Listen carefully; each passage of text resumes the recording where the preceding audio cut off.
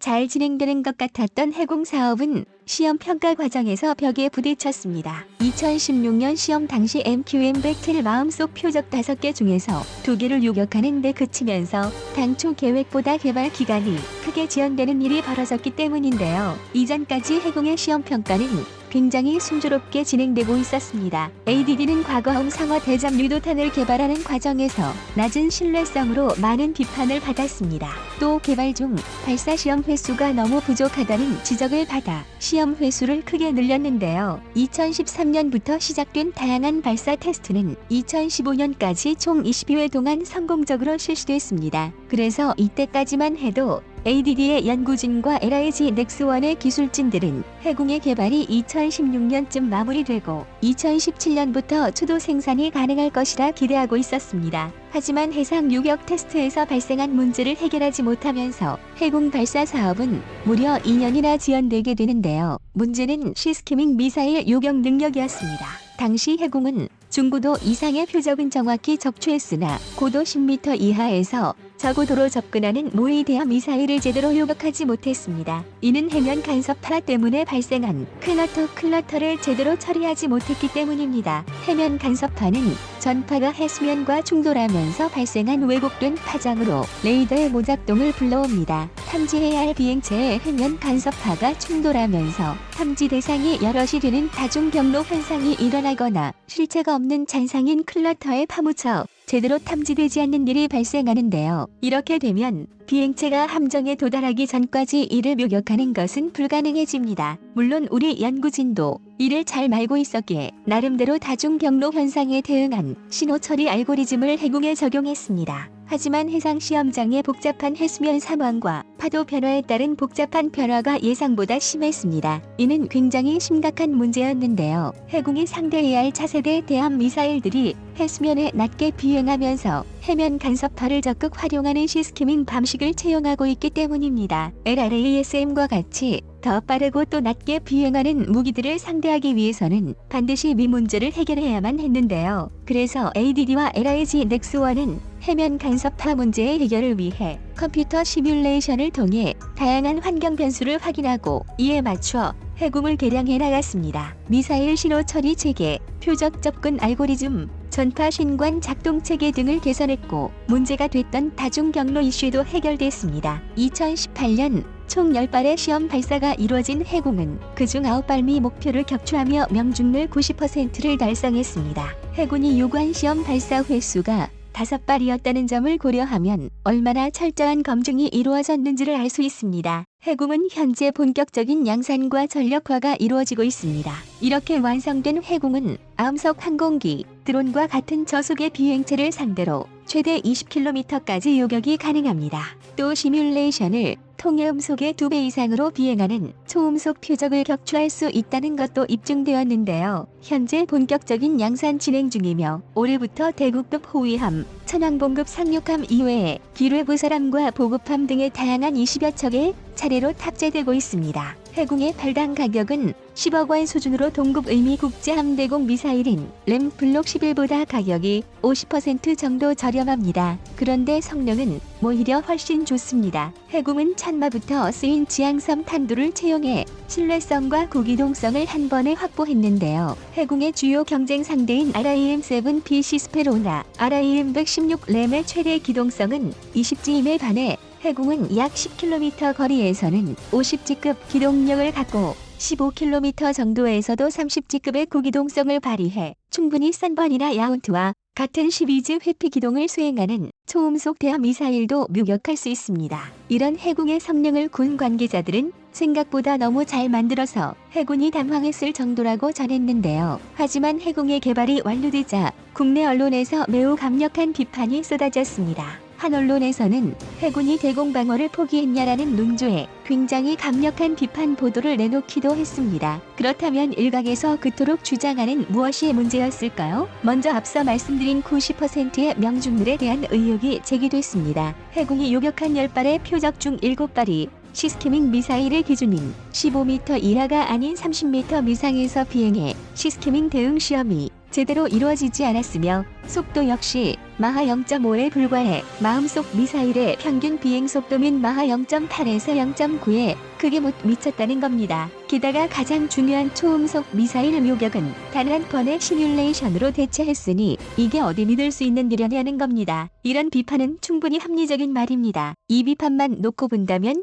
상당히 날카로운 지적이며 추가 테스트와 개량을 통해 미사일의 성능을 개선해야 할 필요가 있습니다. 하지만 일각이 주장하는 건 기술상 부족한 부분을 지적하는 것이 아니라 멈청난 개발상의 비리를 비판하는 것처럼 변모했다는 겁니다. 19세기부터 냉전 초기까지 한반도의 역사는 자주국방이 불가능한 나라가 얼마나 비참할 수 있는지를 잘 보여주는 모범 답안이라 할 수 있습니다. 영국과 러시아의 그레이트 게임, 미국과 프랑스의 침략, 한반도 식민화를 두고 벌어진 널 전쟁까지 힘없는 나라가 겪을 수 있는 서러움을 거의 모두 겪었다고 해도 과언이 아닙니다. 그래서 우리 국민들은 그 어느 나라보다 국제사회의 냉엄함을 잘 이해하고 있습니다. 때문에 대한민국은 건국 이래 항상 더 강하고 자주적인 국방을 건설하는 것을 국가의 목표로 삼아왔습니다. 그렇기에 자주 국방은 정치 성향과 독재 여부를 떠나 방향성과 수준의 차이만 있을 뿐 그 어떤 정권도 감히 부정하지 못하는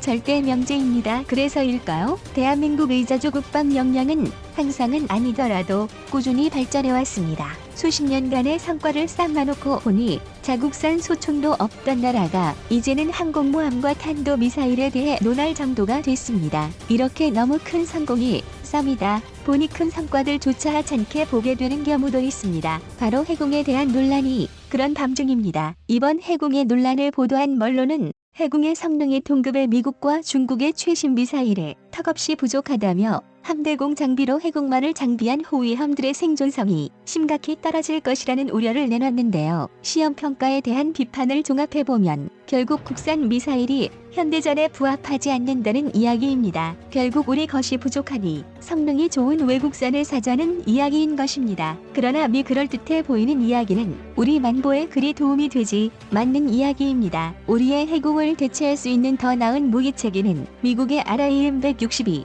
ESSM 정도뿐입니다. 해공 이상의 고기동성과 2배가 넘는 사거리를 가진 이 함대공 미사일은 아주 확실한 초음속 미사일 방어 능력을 가지고 있습니다. 가격도 $80만 정도로 알려져 있어 얼핏 보면 이를 수입해서 쓰는 것이 훨씬 남아 보입니다. 굳이 한 세대 뒤처지는 해공을 왜 쓰냐는 이야기가 나오는 것도 단면해 보입니다. 하지만 무기가 도입되고 20년이 지났을 때도 과연 같은 말이 나올지 의문인데요. 무선 해외에서 도입한 무기는 함부로 열어볼 수도 개량할 수도 없습니다. 보통 물건을 사고 팔 때는 구매한 사람이 갑이 됩니다. 내 물건이니 마음대로 할 수 있고 마음에 들지 않으면 반품도 할 수 있습니다. 하지만 첨단 기술의 결정체인 밤산 무기는 다릅니다. 쏟아지는 물발 사례로 완성을 듣고 있는 SM2의 제작사 레이시오는 심지어 미군에조차 배째라는 듯 거만한 태도를 취하고 있습니다. 자국의 미군조차 함부로 못하는데 우리 군의 항의를 레이시온이 받아들일 리가 없습니다. ESSM 역시 레이시온사의 제품이란 점을 고려하면 무슨 사고가 났다고 하더라도 사후 서비스를 제대로 받을 수 있을지 의심이 될 수밖에 없습니다. 여기에 또 개량은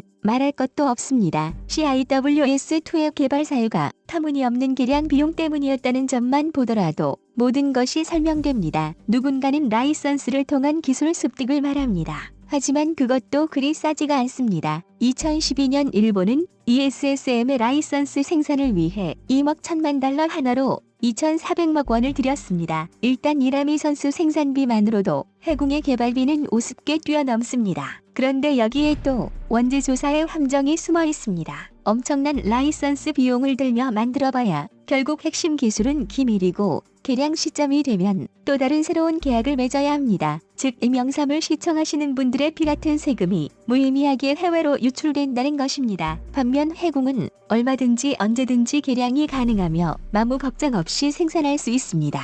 해공의 성능이 ESSM에 비해 부족하지만 ESSM도 결국 RIM-7C 스페로우를 개량한 것입니다. 쉽게 말해 ESSM이라는 좋은 롤모델이 있으니 한국 기술로 해공을 개량해 ESSM 수준으로 버전업할 수 있다는 것입니다. 일각에서 한국 방산 무기를 무조건적으로 비난하는 사람들이 놓치는 부분이 바로 이 부분입니다. 해공은 대한민국의 첫 번째 함대공 유도탄입니다. 대한민국 역사상 처음 개발된 함대공 미사일이 세계 최강 미국의 최신 미사일과 같은 수준이어야 한다는 것은 너무나 과한 기대이며 또 국산 개발의 목적을 잘 이해하지 못한 이들의 잘못된 판단입니다. 어떤 산업이든 후발주자가 선두주자를 따라잡는 제품을 단숨에 내놓는 일은 거의 없습니다. 억지로 더 나은 제품을 내놓으려다 비싸고 신뢰할 수 없는 불량품을 내놓는 경우가 많습니다. 그런 면에서 보면 해공은 정말 마주 좋은 성공 사례입니다. 체계 개발이 너무 오래 걸려 단가가 비싼 것도 아니고 설계나 실제 작동에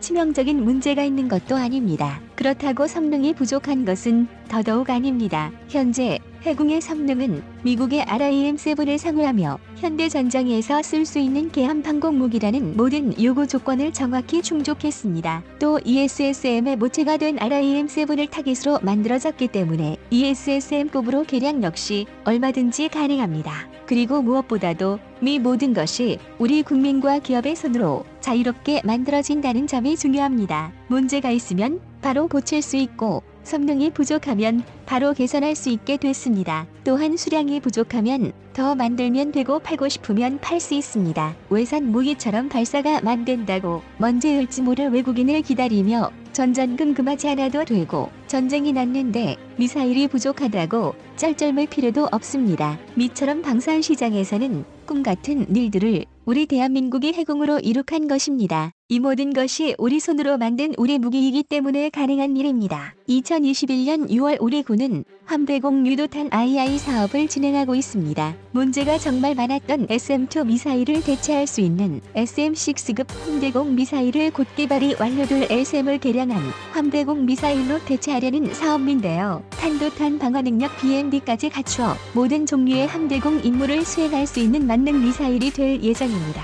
이 함대공 유도탄 사업과 2026년 완료를 목표로 추진 중인 한국형 지휘통제체계 링크-K가 성공적으로 마무리된다면 대한민국 역사상 최초로 무기부터 시스템까지 완벽히 독립된 대공체계를 구축할 수 있게 됩니다. 만약 우리가 2011년 해공의 개발을 포기했다면 이런 일은 꿈도 꾸지 못했을 겁니다. 아마 SM-2의 불발 대신 ESSM의 국내 도입 지면과